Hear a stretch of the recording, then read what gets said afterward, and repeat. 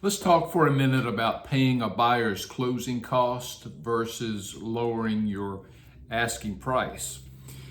First of all, from a marketing perspective, the price is going to be most important. So sometimes people will advertise $5,000 paid toward the buyer's closing cost. And that can be a positive and it can be helpful. But by and large, what draws a buyer to your property is that advertised price. They're searching online up to a certain price point. They've decided they don't want to go over a certain price point.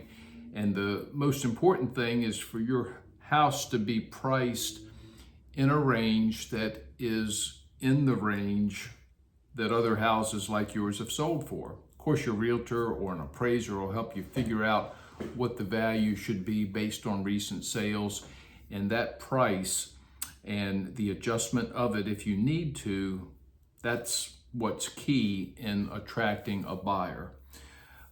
Once you have a buyer and you begin negotiating, they may offer less for your house. They may ask you to pay some of their closing costs, and it's going to depend on the individual buyer as to what's most important. For many who are short on cash, you paying some of their closing costs could be an important part of the equation. So they might make an offer at a certain price, ask you to pay $5,000 towards their closing costs, $10,000 towards their closing costs. Sometimes my seller clients will ask me, do closing costs really cost that much? And yeah, oftentimes they can. It depends on the loan amount and other factors.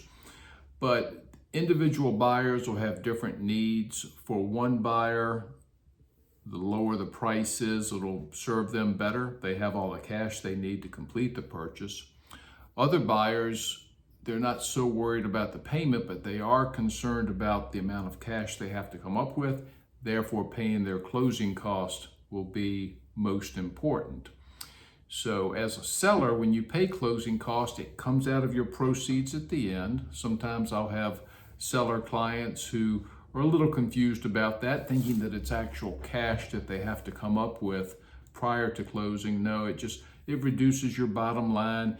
And if your house is on the market and you are of the mind that you would take $10,000 less for it than what you are asking, well, if someone offers you full price and they want you to pay $10,000 toward their closing costs, same thing. Percentages regarding commissions and other items could change a little bit, but for the most part, it's a wash. And for the right buyer, paying their closing costs will be more important than a reduction of the price. But for your marketing, look at the price first. Make sure you're in a range that's compatible with other recent sales, and things will work out well.